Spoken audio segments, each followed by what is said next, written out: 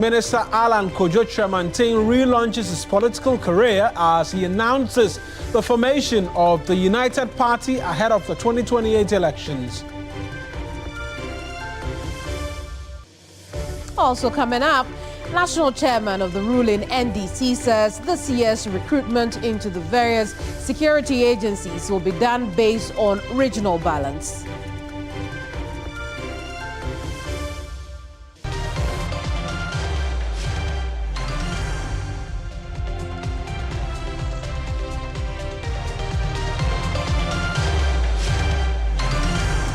All that and more over the next hour here on News Central. I'm Kemini Amanor. And I am Mawuena Egbeta. The bulletin starts right now.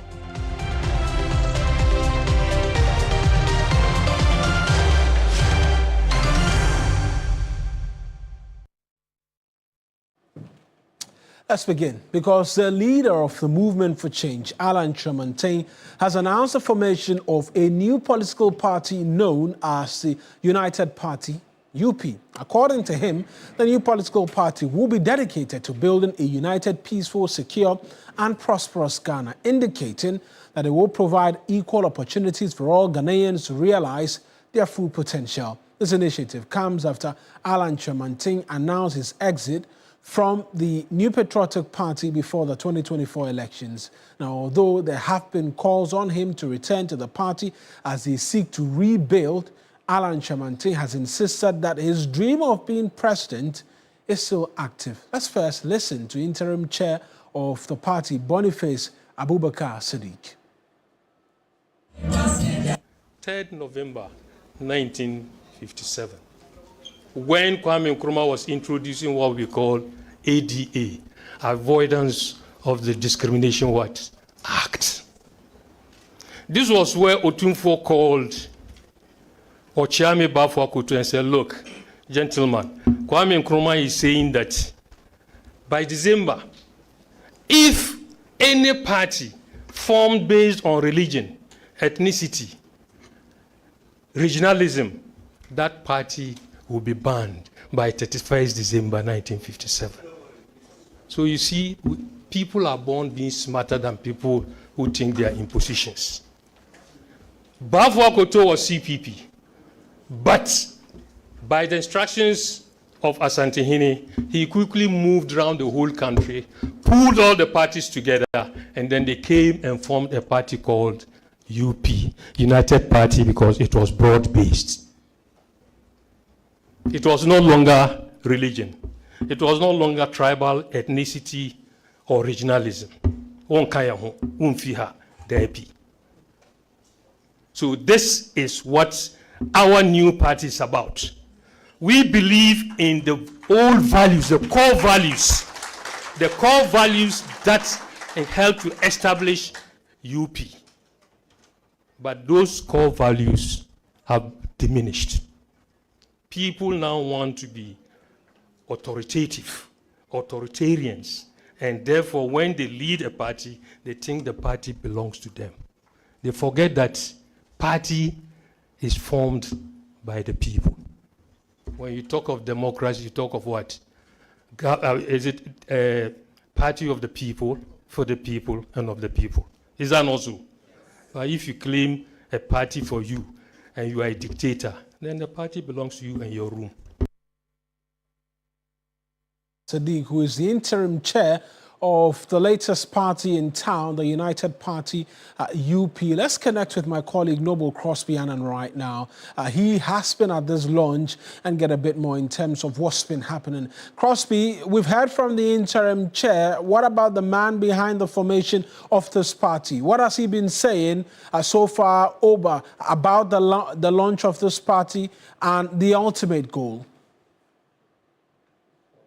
Alan Kyerematen is telling us that this UP, the United Party that is being launched today or is being out, is the new dawn in Ghanaian politics. That's the vision to make Ghana an economic powerhouse in Africa by the year 2040. And what he's telling us is that the idea of the party has come at a time that Ghana desperately is in need of one, of a party that has integrity, of a transformational party that will move Ghana to the next level.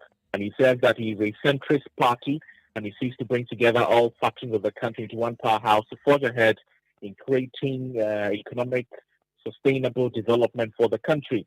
So he stressed that the party seeks to make Ghana an economic powerhouse by the year 2040 through its vision 2040. That was imperative for the party to build an all-inclusive front to achieve the goal. The aim is simple: to break the duopoly of the NPP and the NDC, because in their words, just like they were campaigning with in 2024, these two parties have not delivered what is expected of them to the Ghanaian people, and they are presenting an alternative that Ghanaians can rally, can join, so that the country can move forward. Essentially, Mawuena, this is what Alan Kyerematen has been saying. What he's been saying, and then I'll come to you for a bit more in terms of reactions from others who were present during the launch. And our mission as a party is to build a united, peaceful, secure, and prosperous country. Can you become the economic powerhouse of Africa if you are divided? No. Can you become the economic powerhouse of Africa if there's no peace in your country? No. Can you become the powerhouse if you are not secure as a nation? And also, our mission is to provide equal opportunity for all Ghanaians, not for some, but for all Ghanaians. What we have been witnessing since independence is that the opportunities are open for only a few people. The United Party is going to change that dynamics in Ghanaian politics. And it is to provide the opportunity for every Ghanaian to realize their full potential. If you want to become a carpenter, want to become the best carpenter in Ghana. If you are an electrician, we want you to become the best electrician. The soul and strength of every political organization is anchored on its values. Say, uni esuna uni ebaya. You are nobody. You will become rich, but then if you don't have values, then nobody respects you. And so your value system as a political organization, for me, is your anchor. And that is why we have defined clearly our value system. Number one, we want to promote integrity and ethical leadership at all levels of our national endeavor. It's not just for the president. Ethical leadership and integrity is not just for the president. If you are a constituency chairman, you are a leader. And so you have to exhibit ethical leadership. If you are a police station chairman, are you not the leader of your police station? So we want you to exhibit that kind of leadership. Number two, we want to introduce a culture of discipline. Three, we want to ensure that we enforce laws and order. We don't respect laws and order in our country. And our core value is to enforce the laws and law and order in our country. Number four, we want to promote meritocracy. Sometimes you wonder, so how did this man get into this position? And somehow he has maneuvered to become a big man in society.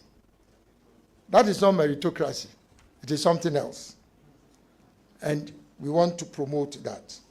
And also have a passion for excellence. Even in our homes. If you strive for excellence, yes, is that not our culture here? No, but how can you become the economic powerhouse of Africa if you don't have a passion for excellence? That's Alan Kyerematen, is a leader, technically, of the latest party in town, the United Party. Crosby is still with us. Crosby, after this launch today, what next for the United Party?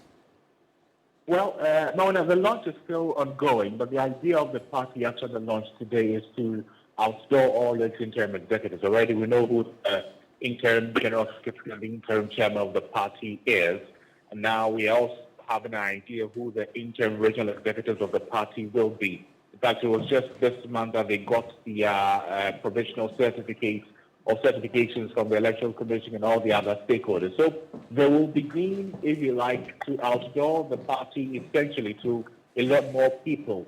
You know that in the 2024 elections, they have barely about 9 months to campaign.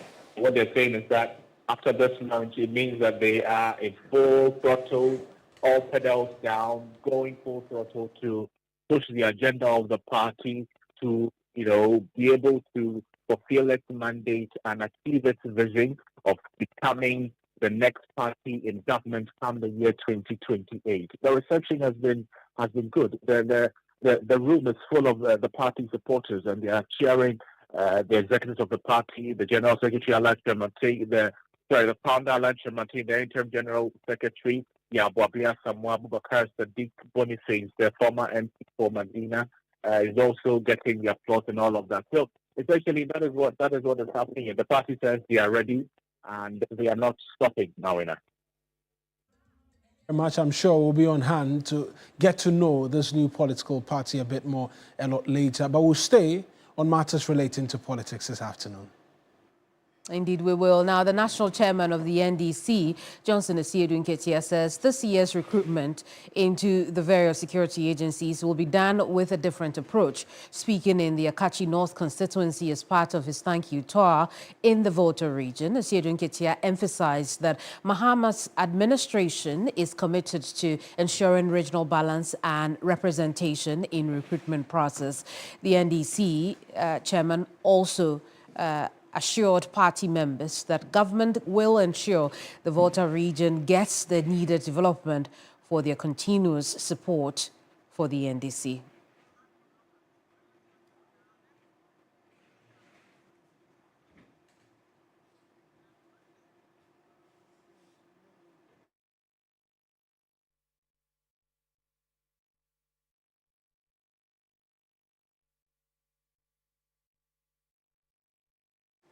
Well, now, for more on this, we're joined by our Volta regional correspondent, Faisal Abdul-Idrisu, who's been with the NDC's national chairman, Johnson Asiedu Nketia, for the second day of his 4-day tour of the Volta region. Now, Faisal, talk to us.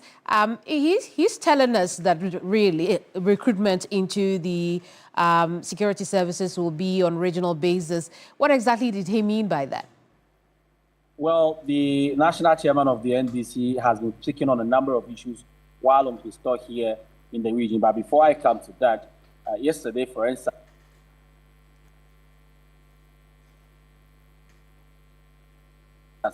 in the region, and for that matter, the party is committed to bringing the needed development to the region.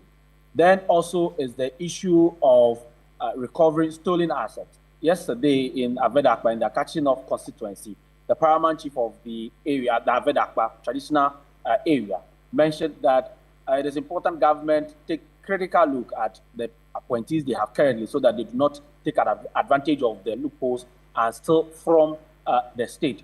In response to this, Mr. Asiedu Nketia indicated that, yes, they know that today they are chasing former appointees, particularly that of the NPP, to recover from them what is supposedly stolen from the state. They know too well that the NPP, when they have the chance and come back to government someday again, they definitely will chase them. And so they are going to make sure that their own appointees do not take advantage of the situation, do not take advantage of our weak systems to steal from the state. But on the issue of recruitment, Mr. Asiedu Nketia yesterday indicated that what had been the process in the past was Oh, it would appear we lost him again. But while we try to reconnect with Faisal Abdul-Idrisu, let's take a listen to the NDC National Chair, Johnson Asiedu Nketia. We also promise to recruit people into our security services. Not just recruit, but to make sure that our security services are properly balanced, properly regionally balanced. We are departing from a system where people are recruited based on their surnames. When there's recruitment, they look at your surname before they decide whether to recruit you. We are doing away with that. And we are making sure that our security services will be properly balanced. So all the recruitments will now take place at regional levels. Already, we have started with the military. Very soon, the other security services will open their portals for registration. Please, those of you who consider yourself capable, you do well to apply. Well, Faisal, we've just been listening to Asiedun Ketia while we try to reconnect with you. We've heard him and his explanation as to why the need for regional bases when it comes to recruitment. But talk to us about the response he's got since he made that remark. Applause, commendation. A lot of the people here feel that there's an opportunity to get their own stake in government and, of course, in state resources. And as far as the recruitment into the security services are concerned, over time, people express concerns that usually they are profiled ethnically. And from the statement he made yesterday, it appears that he has gone forward to confirm that feeling where people say that because they bear a certain name, they are not recruited, or when they apply, they are not allowed to advance the stages of entering into the security services. So yesterday when he said he made this statement in a catching off constituency, it was applause from the public that gathered yesterday. Party members that were there were happy to have heard that from the NDC national chairman. But today, he has taken a brief, and I am told he's returning to Accra for a meeting. We'll come back, and then we'll continue the talk tomorrow into the Anglon, Ketha, Tetu South, and so these are the three constituencies left, including the Tong areas where he will be finally before he leaves the region. Very well, we'll leave it here. Thank you so much for talking to us. Faisal Abdul-Idrisu is our Volta region correspondent, sharing highlights of the second day of Johnson Asiedun Nketiah's two-day tour of the Volta region. And today he's been saying that there will be, or he's promising really, a new recruitment process into our security agencies. He says it will be on a regional basis. Now, let's move away from that and enter into the health sector now, because this afternoon, a former Minister for Health, Dr. Bernard Okoboy, has called out government for what he says is a lack of commitment to completing the La General Hospital, despite efforts by the past NPP administration to give the project a strong footing. According to him, the NDC government has failed to release even a peswa to the contractor for the continuation of the project, adding that only 60 million cedis was released in the 2025 budgets. The 130 million speculated by the health minister, he says, is only a dream.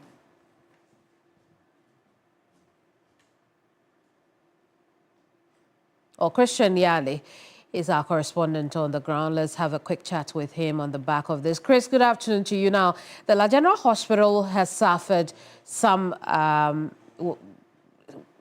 so to speak, same history, right? What is the former health minister saying particularly about that?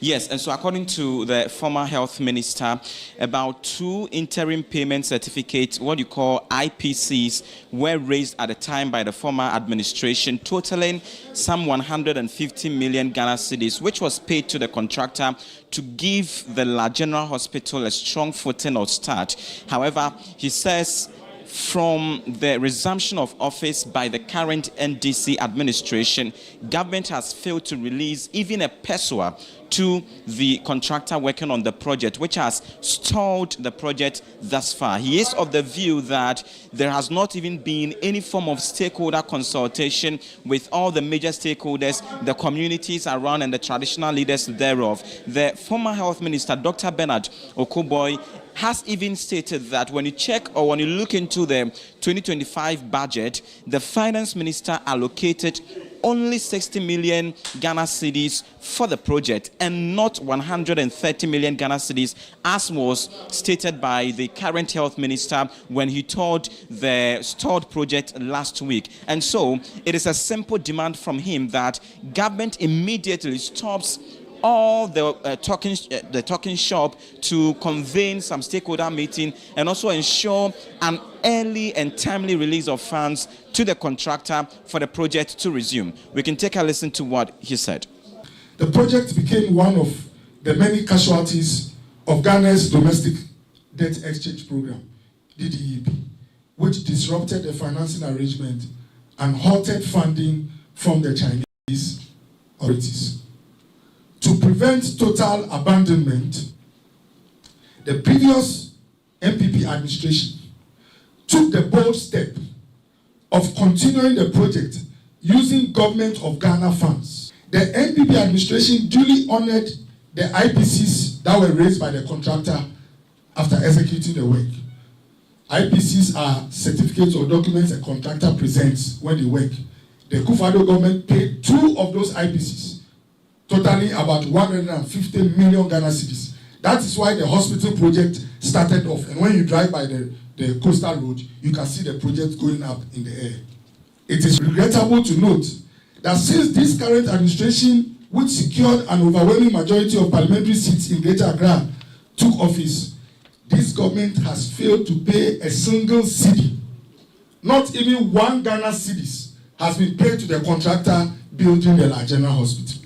It was reported in the news that government had allocated 130 million Ghana cedis towards the completion of the facility. Let me state unequivocally that that amount is only an intention. It is a futuristic allocation, if any.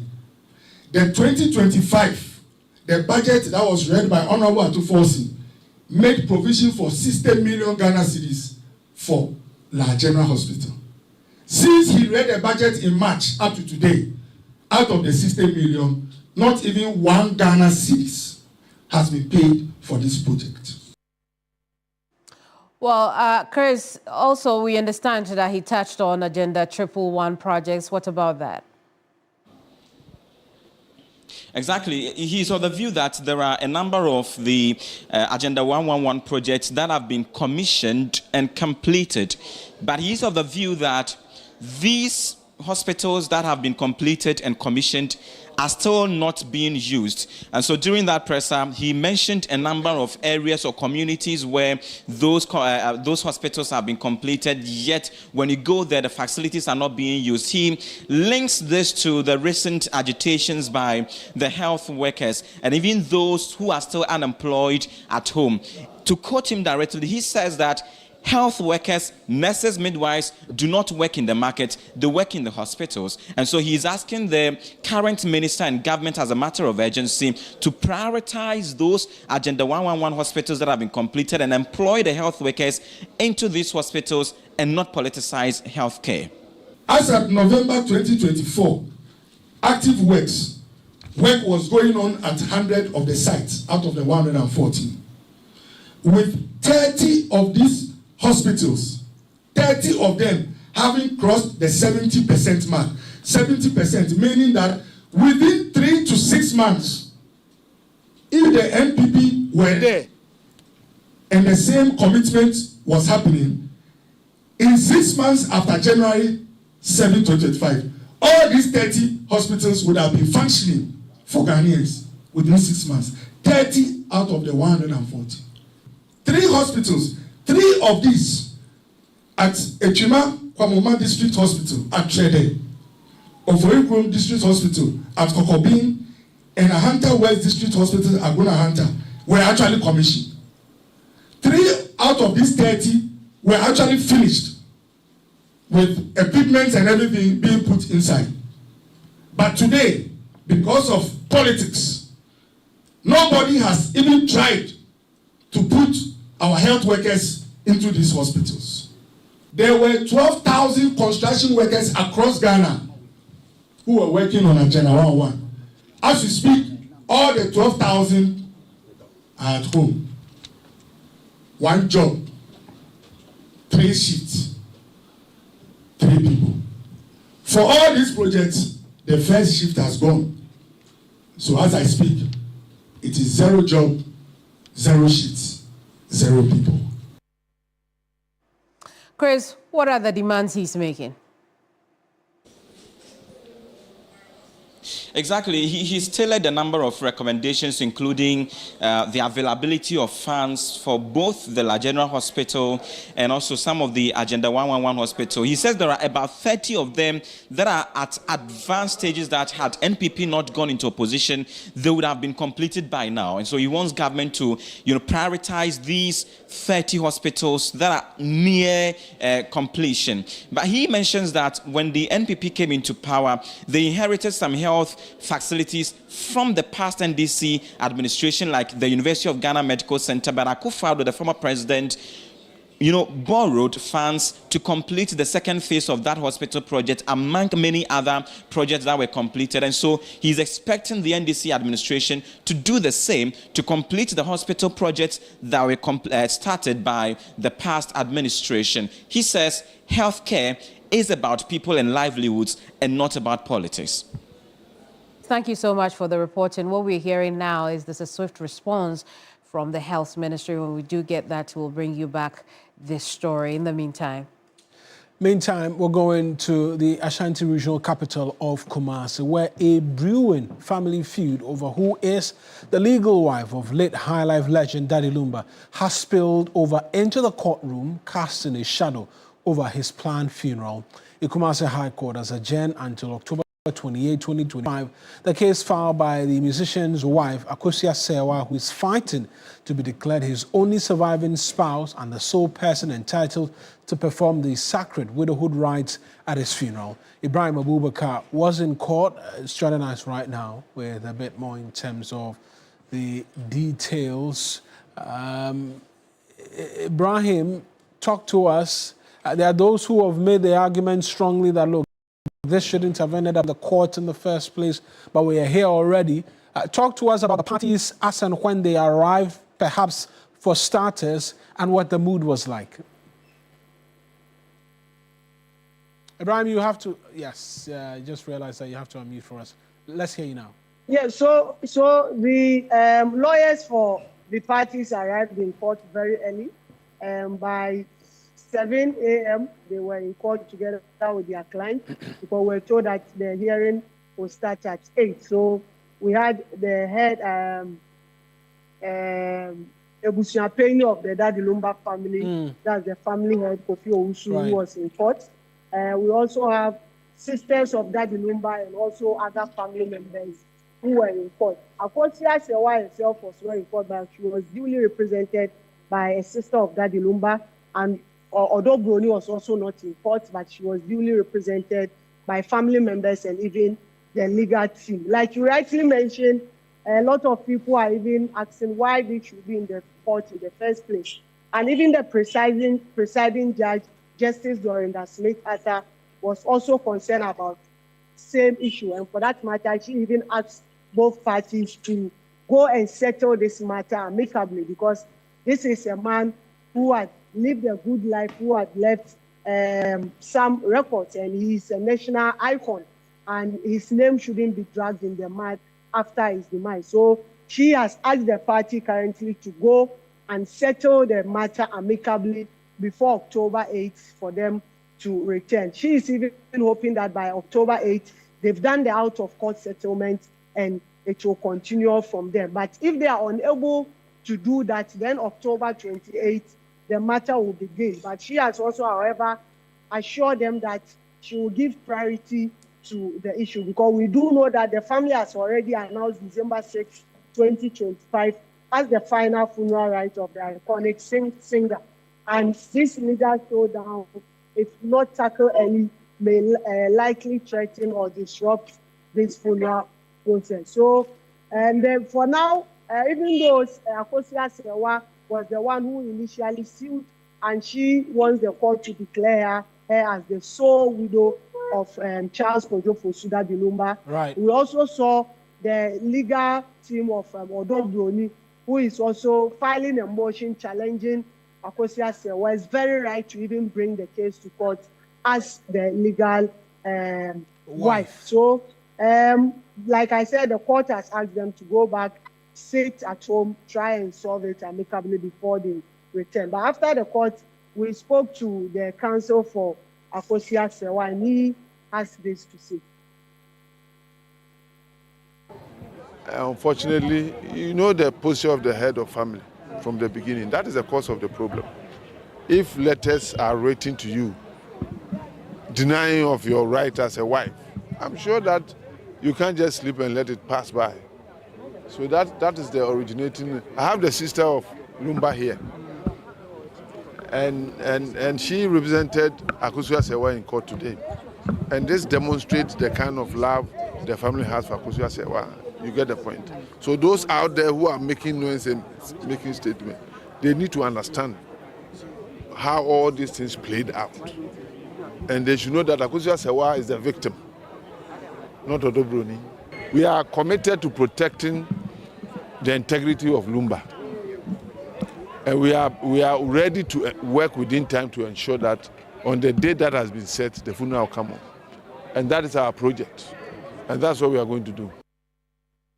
So, Ibrahim, we're seeing one part of the family almost, I don't want to say support, but representing Akosua Sewa in court today, amongst many others. In the courtroom, you mentioned there was a filing of a motion by Odobroni as well, seeking to challenge that. Is it the case that they are both not interested in the out-of-court settlement and they are entrenched positions going forward? Well, Mawuena, clearly that's what it looks like. Even on the part of Odobroni, we also have some family members also supporting her. Remember, the head of the family is in the camp of Odobroni. In fact, even the suit filed were against, he is a defendant and Odobroni also the second defendant. So it appears there is some sort of division, but the judge has just given them that benefit of doubt that they should go. At least maybe by 28th, there would have been a change of mind for them to sit down and do this amicably or out-of-court settlement before they come. If they are unable to do that, then the court will now have to step in. But clearly when they came out, everybody went his way and they didn't even shake hands. So I'm sure that this legal battle is likely going to drag on. But the assurance given to them by the court is that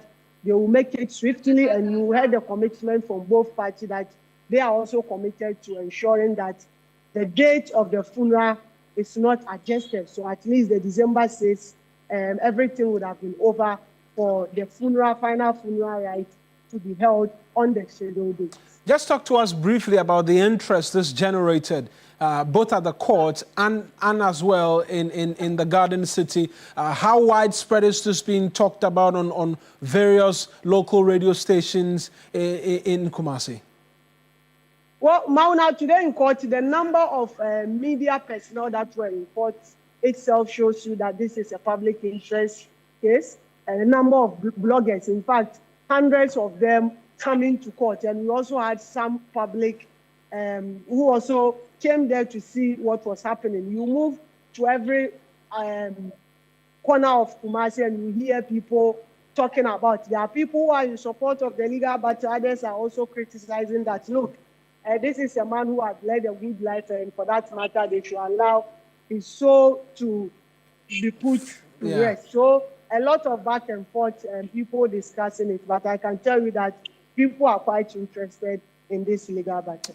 Ibrahim, thank you very much for the details. And in regards to Evans as well, lurking in the background, Ibrahim Abubakar is my colleague in the Ashanti region, providing details there for us as to the very latest having to do with the feud, some want to call it the feud between the wives of the late high life legend Daddy Lumba. But we'll stay in the Ashanti region of Kumasi because a toddler and a mother who sustained gunshot wounds at Kwabenakwa, a community in the Obuasi East District, have been referred to the Komfanochi Teaching Hospital to seek further treatment. 6 people, including a toddler, were hit by a stray bullet during a post-litigation celebration. 4 of the victims have so far been discharged from a local health facility. The shooter, however, remains at large. And guess who? William Evansinkum is joining us with a bit more in terms of the details as well right now. I was just asking Ibrahim, send regards to him, but he's joined us right now, and so perhaps I'll give the regards to him as well. Evan, it's good to see you. Talk to us about this shooting incident and what the police have been saying. Perhaps we'll start off first with how it all happened. Well, it happened following a jubilation over a protracted land dispute. Court ruled in favor of one of the families at the Kwabenakwa traditional area, of course, which is under the Obuasi district. So in the course of jubilation, one of the guys, we understand, from the very party who had won, the dispute, started shooting, in the air. An act many have described as a freaky shooting. And a stray bullet hit 6 people. Wow. 4 of whom I can tell you that have been discharged from the Amakutu Health Center. That is what we are, Mariakutu Health Center at Sonkore. They have been discharged. But 2 of the victims, one a toddler and his mother, they are still battling for survival. Yesterday, they were referred to the Kopanoti Teaching Hospital.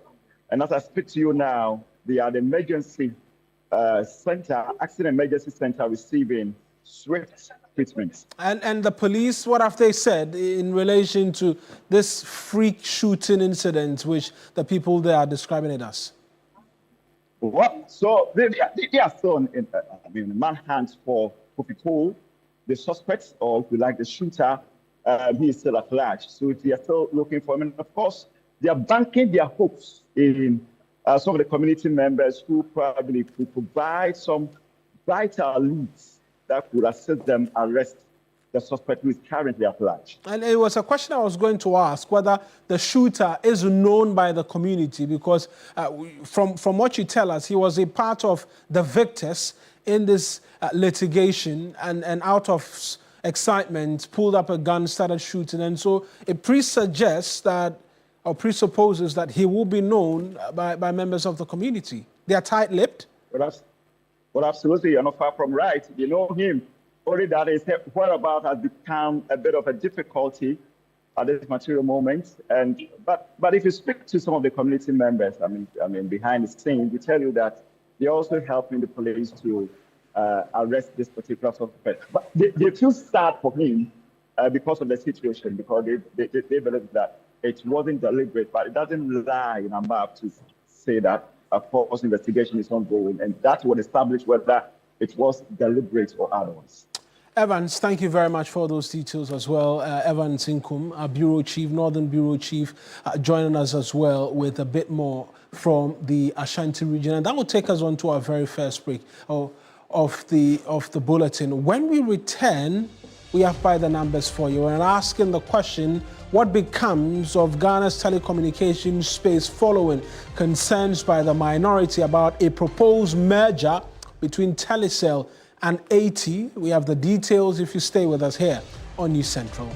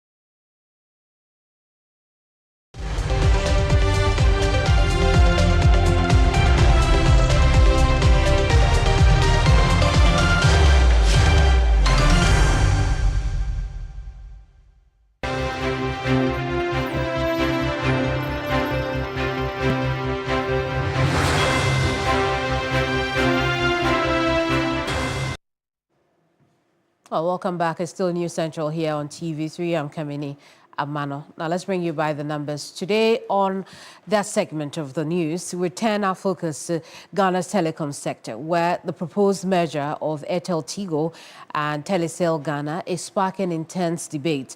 Communications Minister Sam George has defended the move while not describing it as a merger. He said it has become necessary to make an advisory proposal for the government's consideration.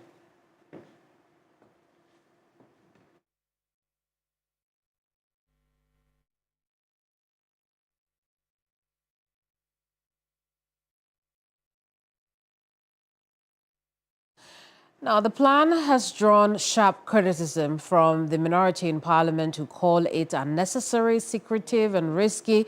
They argue that combining two loss-making networks will not address the sector's deeper problems and could hand over a national asset to private interests without proper oversight. And that's where we're headed now. Mawuena Egbeta has all the numbers to cram this afternoon. What are we seeing, Mawuena?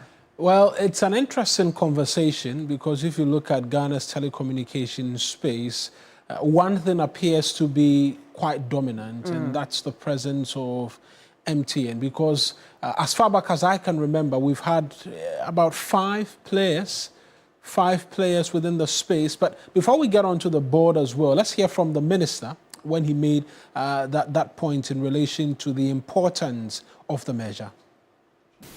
This is not a merger. It is also not an acquisition. We're dealing with a force majeure situation, and the work of the transaction advisor and the recommendations from their report will lay out a clear path for the consideration of Ghana. Well, here's the reaction as well from the minority from yesterday, where we know the ranking address the media. Reject a $1 billion investment proposal from Recton and yet celebrate a $50 million upgrade from Telecom. The telecom market of over 1.3 million per month requires competition and not duopoly, which will effectively operate as a monopoly.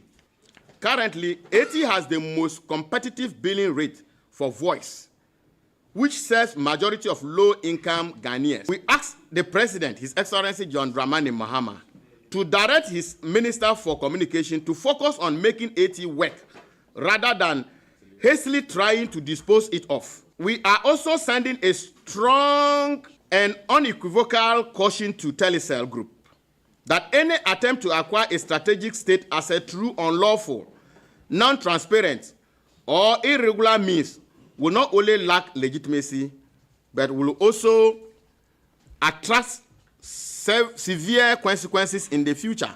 We are therefore demanding an immediate stop to the current consolidation, acquisition, merger, or transaction. So what really do we have on our hands?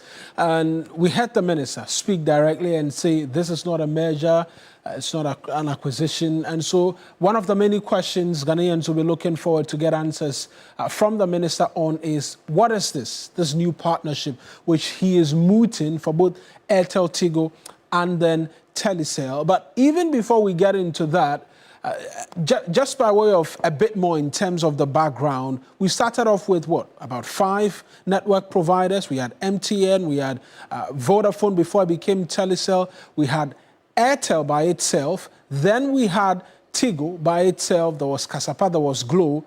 Now we have just 3, MTN, Airtel Tigo, and as well Telecom. And remember, Airtel Tigo became a merger following Airtel and Tigo deciding to come together and then become one unified force going into the market to satisfy customers. But that appears to still have not done enough. And matters of telecommunication are matters of national security as well. And so you can understand why this matters to government. But let's begin to look at what the numbers say in terms of subscriber base and what this partnership, because we've not been given a name for it. The minister says it's not a merger, it's not an acquisition. so what is it? But this idea of a partnership, a coming together of some sort, what it's going to mean for the telecommunications space. This is what MTN subscriber base looks like currently, based on numbers.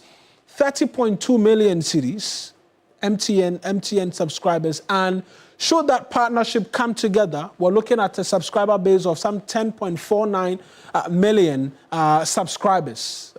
If I said cities, maybe I was crunching numbers elsewhere in my mind, and so may have said cities. But 30.2 million subscribers as against 10.49 million subscribers. And the difference will be 19.7 million, still quite behind the dominance for which reason MTN was classified as a significant market player amongst many other things. But let's get into a bit more in terms of the numbers. And because in all of this, there's a big question about quality versus affordability. And we'll go back to the story of when MTN was classified as a significant market player. What happened then was that because of that classification, their pricing in terms of data, voice, and the others, they were forced to increase it as a result of the classification as a significant market player to allow for both Telecel, Airtel, Tigo, and the likes enjoy in terms of price advantage and then be also able to pull in a lot more in terms of the subscribers as well. But did that work? The numbers here suggest it didn't, because if you ask the question, quality versus affordability, what we understand is that consumers prefer quality over affordability. And so we saw that despite the increases in prices, MTN saw their market share continue to soar higher and higher, making the argument well-grounded for persons who are within this catchment area that they would prefer a lot more in terms of quality as against affordability. And we might have had the ranking on the Telecommunications Committee of Parliament to make the point that of the many things Airtel Tigo offers its customers, it offers the lowest packages in terms of voice. But the big question many will ask is that what the customers or the subscribers are looking forward to? Currently, in terms of even internet service provision and 4G coverage, because Ghana were yet to reach 5G, MTN currently has a 99.3% coverage in terms of 4G. And if that partnership were still to come together, we'll be seeing about 65% combined 4G reach. And we're still having conversations about 5G piloting because there was a special purpose vehicle put together by the previous administration, which work we understand is currently under review by the current minister. But this is the status in which we are in, even in terms of mobile data or internet service provision, amongst many other things, and the latest technology that exists in the country. A bit more as to what then should be the way forward in terms of dealing with the situation. And remember, when we started this, I mentioned that one of the reasons this is of importance to government is that matters of telecommunication is a subject matter of national security. Hence, a government must always be interested in these areas. Here's what the way forward can look like: expanding network reach and increasing broadband capacity as well for the two partners, and then adopting strategic marketing and then enhancing service quality and customer experience. But where does government come in all of this is the big question that we're continuing to ask this afternoon. Where is government coming in all of this? Because we know that as it stands now, government has controlling interests in Airtel Tigo. There's government interests as well in Telecel. We wait to see really what becomes of all of these talks of whether or not it is a partnership, a merger, an acquisition. But that's it for you by way of By the Numbers.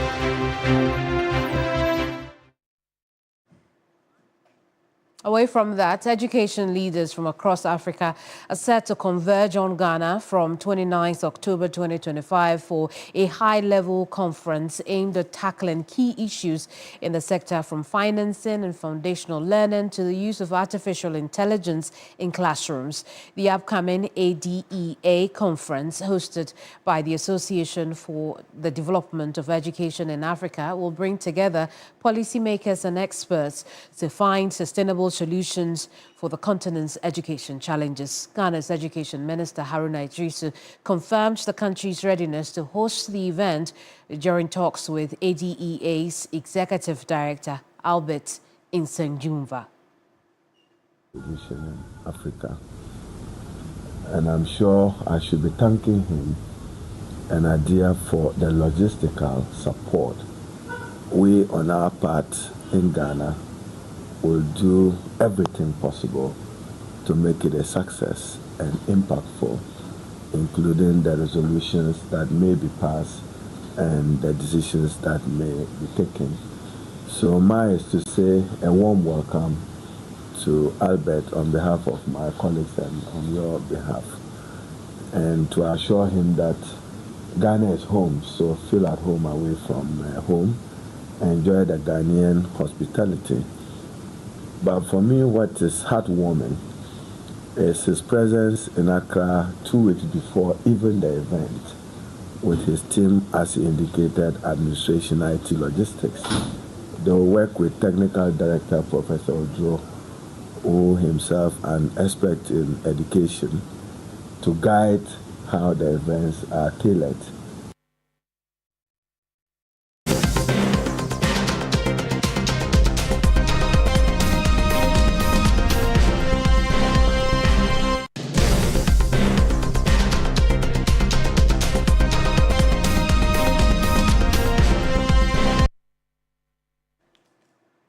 Let's go across the regions now. Nipa Hiamwa, a community of approximately 6,000 residents on the outskirts of Kintampo, live out its tragic name every single day. The town marooned in neglect, where the most fundamental needs like clean water, healthcare, and proper education are non-existent. A community nestled on the outskirts of Kintampo, bears a name that is less of a title and more of a plea: human needs help. Every human needs help in their life.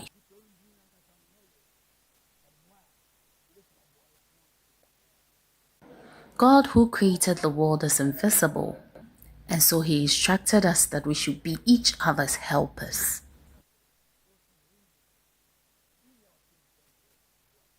Approximately 6,000 residents who call this place home. That name isn't just a linguistic expression, it's a crushing daily reality.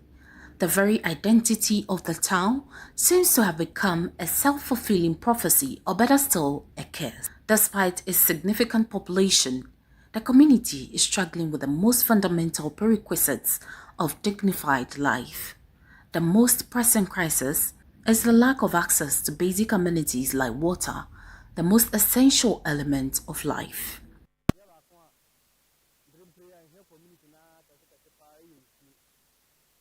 What we need the most is water. We have boreholes here, but it's manpower, and sometimes it doesn't even come. So we are pleading for intervention. We need water. There's a waterfall here, but people bath in it, and we can't use the same water that's being used to bath for our domestic chores. The water crisis is compounded by the absence of a health facility for the people of Nipa Hiamwa. Getting sick is not just an inconvenience, it's a gamble with mortality. Well, the name suggests they need a lot of help. Nipa Hiamwa is the name of the town, and so help is all that they need. That's our bulletin for you this afternoon. I am Mawuena Egbeta. And I am Kemini Amanor. We'll be back same time tomorrow. Bye-bye.